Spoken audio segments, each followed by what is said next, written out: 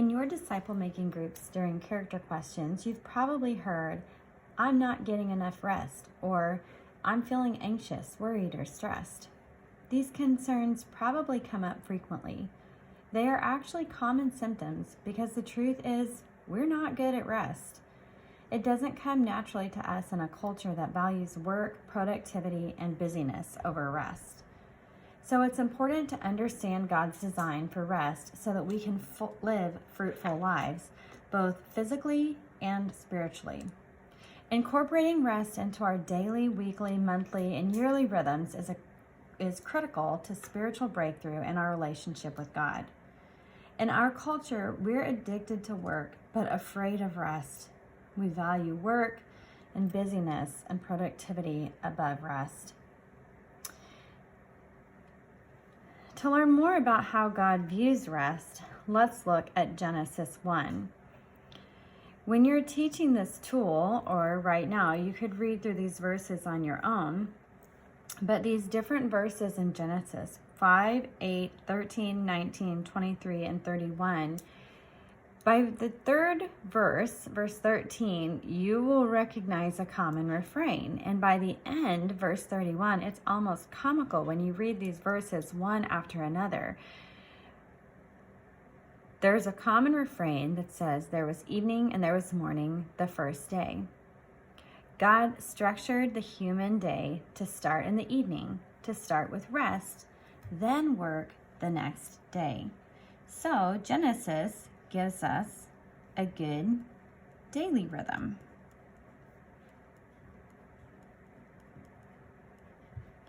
From this creation account, we learn that we were designed to rest in order to work.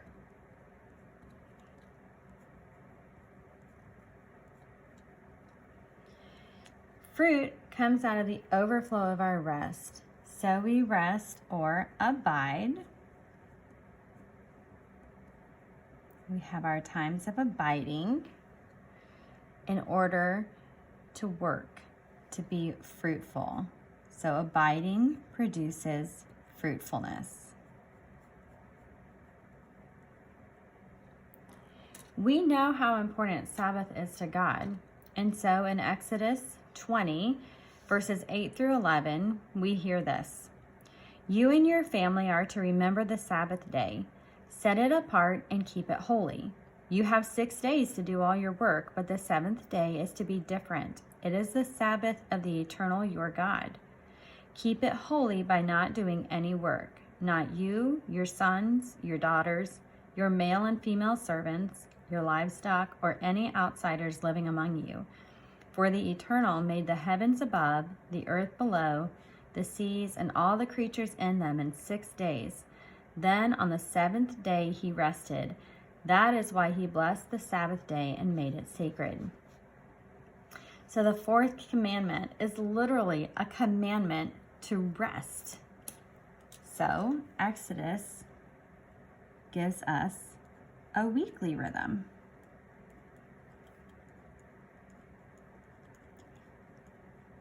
To Sabbath.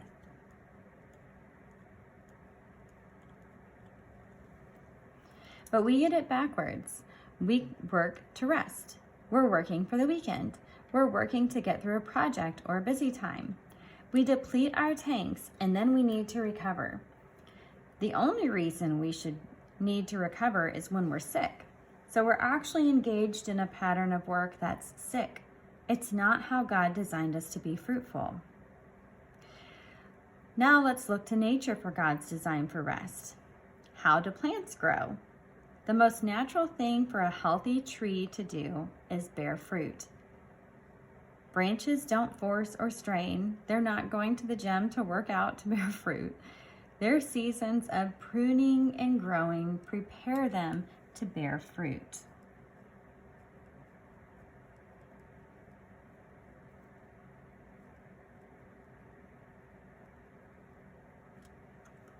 On farms, fields are even rested in between the harvests.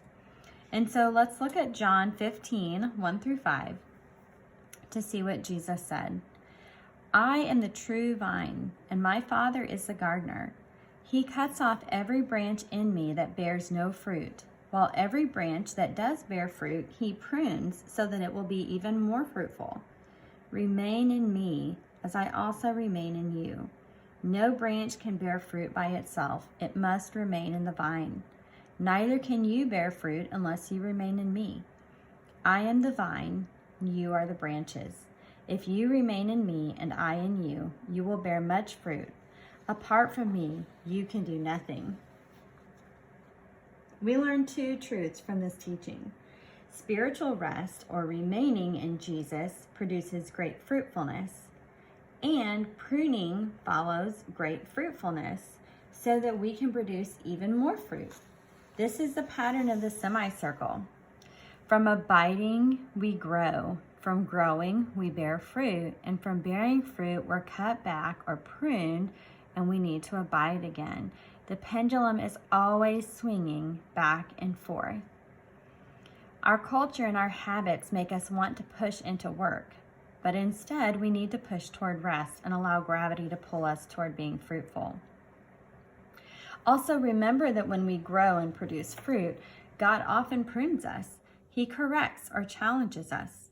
This pruning should again lead us to abide or rest in Him so that we can again grow and produce even more fruit. When we're not fruitful, it's because we're not resting. Fruit is both physical, like an office job, tasks, school, and spiritual. So rest must be holistic. I can't abide spiritually when I'm physically exhausted, and vice versa. It's hard for me to rest physically when I'm spiritually or emotionally unsettled or anxious. We must rest or abide to experience the fruit of the Spirit. In John 15, Jesus says we can't do it on our own. Apart from me, you can do nothing, he says. But we certainly try to do it on our own. We push harder into work, try harder to be patient, try harder to be loving, instead of just resting in God's goodness and who He is. Then letting the overflow of that rest cause us to be more patient and more loving toward others.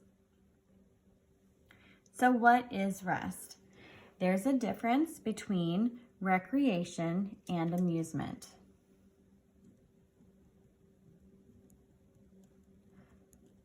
Recreation is healthy rest.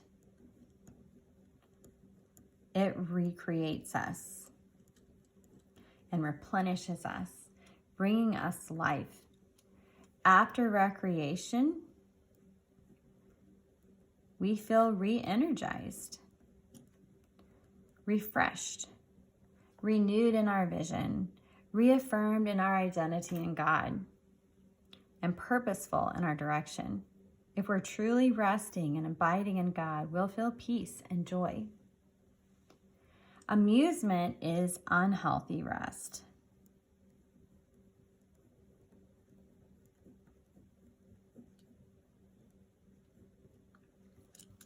It's really distraction or mindless entertainment. It's anything that depletes us instead of filling us up. After times of unhealthy rest, we still feel irritated, disgruntled, exhausted. It looks like self-indulgence, binging, and escapism. It may feel good at the time, but none of it brings life or recreation. When we're caught up in unhealthy rest, we're really working to rest, and we end up crashing or burning out. When we crash, we need to pay attention. It's a symptom of not resting well. So we need to start regularly practicing healthy rest. Now, recreation looks different for each of us. What brings me life may actually deplete you. So as you're in your group, brainstorm with one another to see what brings life, what brings you life. To me, perhaps gardening and sitting down and playing music and cooking, maybe even cleaning could be a restful thing that's life-giving. But for other people, maybe it's something totally different. Maybe they need to go on a walk. Maybe they need to sit and snuggle an animal. It just could be totally different. So it's a good idea to brainstorm and talk about what those things may be. But discover the way you create, remembering that for an introvert and an extrovert, it's gonna look different. Rest likely doesn't come naturally to us, so we have to be more intentional about it. At first, you probably will need to have to schedule time to rest. But remember, true rest is spending intentional time abiding with God. So we need to make that part of our rhythm of life daily, weekly, monthly, and yearly. Daily could look like time with God, whether that's in the morning, the evening, a different time throughout the day. A weekly Sabbath, again, it doesn't have to necessarily be a specific day of the week, everyone on Saturday or everyone on Sunday, but what works for your schedule? What can you pray through and find? Monthly, quarterly, or annually, perhaps you take a retreat, or perhaps you take a really focused vacation that would incorporate time with God and Sabbath time in there. But be sure to rest to work. Don't just work to rest. And then finally, I want to point out some verses in Mark and then one in Luke. Surely there are more than just these, but these verses show us how Jesus finds rest. And so whether it was through extended retreat, pulling back with his disciples, daily rest, or how Jesus felt after a 40-day fast, he was not exhausted. He was full of the Spirit and full of power. And so rest is really a powerful gift that God gives us. May you grow in learning what that looks like in your life.